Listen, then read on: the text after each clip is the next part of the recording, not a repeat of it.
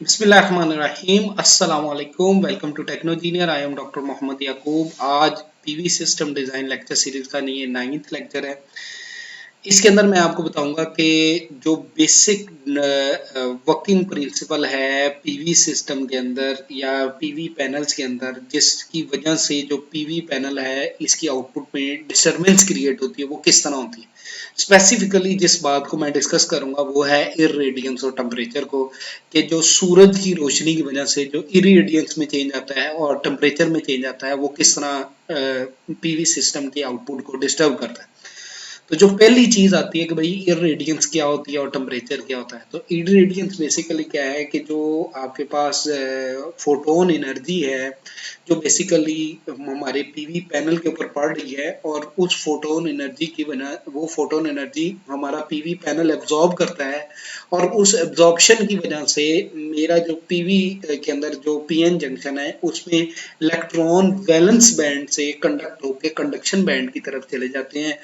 वो photon energy जो है वो जो इलेक्ट्रिसिटी प्रोड्यूस करती है उसको हम इरेडियंस कहते हैं। ये नॉर्मली इरेडियंस को हम कहते हैं कि ये इरेडियंस बेसिकली वॉट पर मीटर स्क्वायर, यानी कि कितने वोल्टेज प्रोड्यूस करेगी एक मीटर स्क्वायर का अगर सोलर पैनल है तो कितने वोल्टेज प्रोड्यूस करेगी। और अगर मैं इरेडियंस में बात करूं तो नॉर्मली इरेडियंस में जो मेजॉरिटी कैरियर है वो क्या है, वो करंट है। यानी कि जितने फोटोन पड़ेंगे और उन फोटोन की वजह से जो चार्ज फ्लो करेगा वो बेसिकली रिप्रेजेंट करेगा करंट को।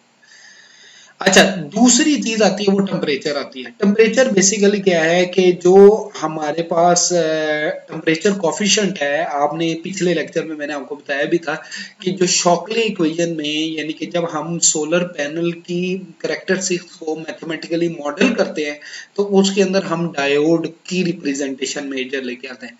और डायोड बेसिकली जब हम थ्योरेटिकली या न्यूमेरिकली उसे रिप्रेजेंट करते हैं तो वो एक शॉकले इक्वेशन है जिसके थ्रू रिप्रेजेंट करते हैं, और उसमें एक टेम्परेचर एज ए फैक्टर आ जाता है। और वो टेम्परेचर जो है वो टेम्परेचर के चेंज की वजह से जो डिस्टरबेंस क्रिएट होती है वो डिस्टरबेंस वोल्टेज के अंदर क्रिएट होती है।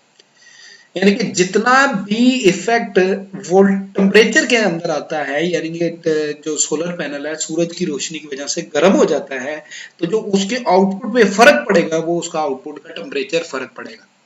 जबकि अगर सोलर पैनल सूरज की रोशनी पड़ रही है तो जो डिफरेंस क्रिएट होगा वो करंट पे डिफरेंस क्रिएट होगा। तो हम दो पैरामीटर्स की बात कर रहे हैं, एक इरेडियंस और एक टेम्परेचर की। इरेडियंस के अंदर जो मेजॉरिटी कैरियर्स है या मेजॉरिटी है वो बेसिकली मेजॉरिटी इंपैक्ट है वो करंट पे पड़ेगा, जबकि इरेडियंस में माइनॉरिटी इंपैक्ट या माइनर इंपैक्ट जो है वो वोल्टेज पे पड़ेगा। जबकि टेम्परेचर में देखें तो टेम्परेचर में माइनर इंपैक्ट करंट पे पड़ेगा और मेजर इंपैक्ट वोल्टेज पे पड़ेगा। ये बेसिक डिफरेंस है इरेडियंस और टेम्परेचर के कॉन्सेप्ट में। तो जब हम पीवी पैनल को मॉडल करते हैं या डिजाइन करते हैं तो दो पैरामीटर्स को हमेशा ही बेस बनाते हैं, एक इरेडियंस के सूरज की रोशनी कितनी पड़ेगी, और जो हमें वेदर फोरकास्टिंग से पता चल जाता है कि कितनी रोशनी सिस्टम के अंदर या उस एरिया में या उस लैटिट्यूड लॉन्गिट्यूड में पड़ रही है वो कितनी रोशनी है। और दूसरी चीज हमें टेम्परेचर का पता चल जाता है वेदर फोरकास्टिंग से, यानी कि टेम्परेचर के इम्पैक्ट पे हम देखते हैं कि भाई सिस्टम का वोल्टेज कम हो ज्यादा हो रहा है और इरेडियंस के इम्पैक्ट पे सिस्टम का करंट कम ज्यादा हो रहा है। ठीक है, तो अगर हम इसको बेस बनाएं और कैलकुलेशन करें तो हमारे पास एक पॉइंट ऑफ कंसर्न होना चाहिए, एक डिफाइन होना चाहिए कि किस टेम्परेचर पे, किस रेडियंस पे, किस वेदर कंडीशन पे मेरा सिस्टम कैसा बिहेव करेगा। तो जब सोलर पैनल बनता है तो उसकी टेस्टिंग होती है, और वो जो टेस्टिंग होती है उसको हम कहते हैं स्टैंडर्ड टेस्टिंग कंडीशन। और स्टैंडर्ड टेस्टिंग क्या कंडीशन क्या होती है कि एटमॉस्फेरिक जो एयर मैस रेशियो है वो 1.5 होगी, जो इरेडियंस है वो 1 किलोवाट यानी कि 1000 वॉट पर मीटर स्क्वायर होगी, और जो टेम्परेचर है वो 25 डिग्री सेंटीग्रेड होगा। और इस पे मेरा सोलर पैनल क्या बिहेव करता है वो शो करवाएगा। सही है ना। तो नॉर्मली अगर आप ये एक डेटा शीट का कोई आपके पास स्पेसिफिकली डेटा लिखा हुआ है जिसके अंदर लिखा हुआ है कि भाई ये क्योसेरा एक कंपनी है जो सोलर पैनल बनाती है और उसका ये स्टैंडर्ड टेस्टिंग कंडीशन पे ये आउटपुट दे रहा है। और स्टैंडर्ड टेस्टिंग कंडीशन में क्या आउटपुट दे रहा है कि भाई उसका मैक्सिमम पावर 200 वॉट है, मैक्सिमम पावर वोल्टेज जो है वो 26.3 है, मैक्सिमम पावर करंट जो है वो क्या है 7.61, यानी कि एमपीपी करंट जो है 7.61 और एमपीपी वोल्टेज 26.3, जबकि ओपन सर्किट वोल्टेज 32.9 है और शॉर्ट सर्किट करंट जो है वो 8.21 है। मैक्सिमम वोल्टेज यानी कि अगर मैं सोलर पैनल को सीरीज में लगाता हूं, जो ओवरऑल वोल्टेज बनता है वो मैक्सिमम वोल्टेज 600 वोल्ट तक जाता है। इसी तरह वोल्टेज का जो टेम्परेचर कोफिशिएंट है वो ये है कि जैसे जैसे टेम्परेचर बढ़ेगा आउटपुट वोल्टेज में ये डिफरेंस क्रिएट होगा, माइनस में कम होता जाएगा, और जैसे जैसे टेम्परेचर बढ़ेगा वैसे वैसे आउटपुट करंट में ये डिफरेंस क्रिएट होगा। तो ये है स्टैंडर्ड टेस्टिंग कंडीशन में उसकी स्पेसिफिकेशन जो आउटपुट पे आ रही है। नीचे लिखा हुआ है एसटीसी का क्या मतलब है, 1000 वॉट पर meter square, air mass ratio 1.5 और जो मॉड्यूल का टेम्परेचर है वो 25 डिग्री सेंटीग्रेड। अब ये दूसरा आ गया, दूसरा क्या आ गया, इलेक्ट्रिकल परफॉर्मेंस है जिसमें आई इरेडियंस 800 वॉट पर मीटर स्क्वायर है और एयर मास रेशियो 1.5 है, जबकि टेम्परेचर जो है 47 डिग्री। तो अगर इस वैल्यूज पे देखें तो आप देखो पावर वोल्टेज करंट वगैरह में फर्क पड़ गया, सही है। तो ये डेटा शीट के अंदर से मटेरियल लिया हुआ है। अब यहाँ पे देखो कि ये पीवी सिस्टम की इरेडियंस का इम्पैक्ट है, आपको ये क्लियरली नजर आता होगा कि जैसे जैसे इरेडियंस कम होती जा रही है वैसे वैसे आउटपुट करंट में बहुत ज्यादा चेंज आ रहा है, जबकि आप देखो वोल्टेज में कोई मेजर चेंज नहीं आ रहा। मैक्सिमम वोल्टेज 32 है और मिनिमम वोल्टेज 26-27 के करीब है, इतना सा चेंज आ रहा है। जबकि करंट में देखो तो मैक्सिमम करंट 8.1 के करीब है और मिनिमम करंट 0 आ रहा है। तो जैसे जैसे इरेडियंस कम हो रही है वैसे वैसे वोल्टेज आउटपुट करंट उसका कम हो रहा है, जबकि वोल्टेज नहीं कम हो रहा, और उसी के अकॉर्डिंगली ये मैक्सिमम पावर पॉइंट है जो अपीयर हो रहा है।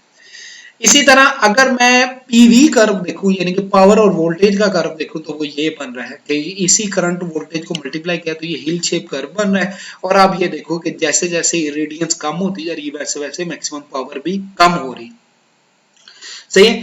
तो ये एक आउटपुट है इरेडियंस के रिस्पेक्ट से। अब यहाँ पे देखो कि ये इरेडियंस के रिस्पेक्ट से ये मैक्सिमम करंट था 8.21 जब 1000 वॉट पर मीटर स्क्वायर था, और अगर मैं कहूं कि मेरा जो IMPP है इस पॉइंट पे वो 7.61 है, तो 7.61 को 8.21 से डिवाइड करूं तो ये 0.93 आता है। तो ये वो कोफिशिएंट आ गया, करंट कोफिशिएंट आ गया कि अगर मैं शॉर्ट सर्किट करंट को इस करंट कोफिशिएंट से मल्टीप्लाई करूं तो आई मैक्सिमम पावर पॉइंट आ जाता है। इसी तरह अगर मैं किसी और पॉइंट पे चले जाता हूं, अगर मैं किसी और पॉइंट पे चला गया यानी कि इस करंट को मैंने हाफ कर दिया, अब आई शॉर्ट सर्किट 4.11 है, तो सिंपल हमने क्या किया 500 इरेडियंस को डिवाइड बाय 1000 किया, तो ये इरेडियंस का फैक्टर आ गया के आई, यानी कि जो चेंज आ रहा है उस चेंज को मैंने शॉर्ट सर्किट करंट से मल्टीप्लाई किया तो ऑटोमेटिकली मेरे पास वो करंट अपीयर होना शुरू हो गया, यानी कि मैक्सिमम पावर पॉइंट वाला करंट आपके पास आना शुरू। तो ये चीज क्या है कि अगर मेरे पास के आई कैलकुलेट हो जाता है और के आई से हम ऑटोमेटिकली बाकी चीजें कैलकुलेट कर लेते हैं, और ये के आई कहां से कैलकुलेट होता है, क्योंकि मेरी डेटा शीट के अंदर डायरेक्टली लिखा हुआ है कि भाई मैक्सिमम करंट जो है वो 8.21 है, ये यानी कि शॉर्ट सर्किट करंट 8.21 है, और उस टेस्टिंग कंडीशन में जो मैक्सिमम पीक दे रहा है वो 7.61 है, उससे मुझे के आई कैलकुलेट हो गया, सही है ना। अब हमारे पास आया कि मैं वोल्टेज के अकॉर्डिंगली देखूं, तो ये देखो वोल्टेज के अकॉर्डिंगली आप देखो तो ये 1000 से 900 900 से 800 आया, तो वोल्टेज में कोई बहुत ड्रास्टिक चेंज नहीं है, माइनर से चेंज है, सही है ना। और उस माइनर से चेंज की कैलकुलेशन कर लेते हैं, तो माइनर से चेंज की कैलकुलेशन जो बनी, जो के वी जो है मल्टीप्लिकेशन फैक्टर वो क्या बना, जो VMPP आपके पास आ रहा है यानी कि जो 26.3 है और VOC यानी कि ओपन सर्किट वोल्टेज, इन दोनों को डिवीजन करेंगे तो जो फैक्टर आएगा वो KV फैक्टर आएगा, यानी कि ये वो फैक्टर है जिसपे मैक्सिमम वोल्टेज अपीयर हो रहा है और वो 80% पे अपीयर हो रहा है। करंट को देखा तो वो 0.93 था, जबकि वोल्टेज को देखा तो वो 0.8 आ रहा है, ये वो वोल्टेज है जिसपे मैक्सिमम वोल्टेज अपीयर हो रहा है, सही है ना। तो ये हमारे पास आ गया बेसिक्स। अब आ गई हमारे पास टेम्परेचर का इम्पैक्ट। ये देखो इरेडियंट सेम है, इरेडियंट 1000 वॉट है और टेम्परेचर बदला है 5 डिग्री, फिर 15, फिर 25, फिर 35, फिर 40। तो ये देखो इरेडियंस पे कोई फर्क नहीं पड़ा, और इरेडियंस के साथ आप दूसरी चीज देखो तो करंट पे भी कोई फर्क नहीं पड़ा, लेकिन टेम्परेचर चेंज की वजह से आउटपुट वोल्टेज चेंज हो रहा है। इसी के अंदर दूसरी चीज देखो, देखो 500 डिग्री 500 वॉट पर मीटर स्क्वायर में, तो आप ये देखो कि इरेडियंस सेम है, तो करंट पे कोई फर्क नहीं पड़ा और वोल्टेज फिर चेंज हो रहा है। इसी तरह ये आपके पास आ गई और उसके पैरेलल में जो पीवी कर्व बन रहा है यानी कि पावर और वोल्टेज का कर्व बन रहा है, वो भी आप देखो मैक्सिमम पावर पॉइंट चेंज हो रहा है और वो चेंज हो रहा है, लेकिन उसका इम्पैक्ट किधर पड़ रहा है, वोल्टेज पे पड़ रहा है, करंट पे नहीं पड़ रहा। ये बेसिक डिफरेंस क्लियर, ठीक है। और उसकी रेफरेंस पे ये इक्वेशन आ जाती है जो टेम्परेचर डिपेंडेंसी पे आ जाती है। आप ये देखो I is equal to I S into Q E raise पर Q V D N K T है, -1 है, जिसको इक्विवेलेंट में जब हमने पीछे शोकले इक्वेशन का कहा था तो हमने कहा था -1 इग्नोर किया जा सकता है, तो -1 इग्नोर किया, ये हमारे पास वैल्यू आई और उसका नेचुरल लॉग लिया तो ये वैल्यू आई। तो आप ये देखो कि ये जो वैल्यू है इसमें वी डी जो डायोड वोल्टेज है वो वी टी पे डिपेंडेंट नजर आ रहा है और टी जो है वो वी टी जो है के टी ओवर क्यू है। तो इसका मतलब ये टेम्परेचर पे डिपेंडेंट है, जैसे जैसे टेम्परेचर चेंज होगा वैसे वैसे इसके आउटपुट वोल्टेज भी चेंज होता रहेगा, सही है। तो उसके रिस्पॉन्स में ये टेम्परेचर का चेंज आपको अपीयर भी हो रहा है कि टेम्परेचर, इस टेम्परेचर के अंदर जो मेजर इम्पैक्ट आ रहा है वो वोल्टेज पे आ रहा है, जबकि इरेडियंस में जो मेजर इम्पैक्ट आ रहा था वो करंट पे आ रहा था, इरेडियंस चेंज, सही है।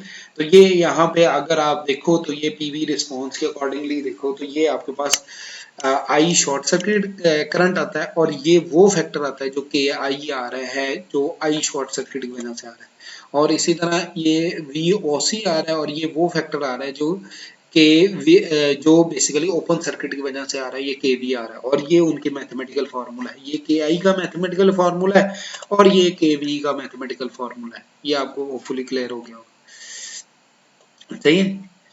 थैंक यू, जज़ाकल्लाह। होपफुली आपको चीज़ें क्लियर हो गई होंगी। अगर कोई कंफ्यूजन है या कोई प्रॉब्लम है तो कमेंट सेक्शन में ज़रूर लिखें। अल्लाह आपके लिए आसानियाँ अता फरमाए और आसानियाँ खल्क़-ए-क़ुरान में तक़सीम करने की तौफ़ीक़ अता फरमाए। अल्लाह हाफ़िज़।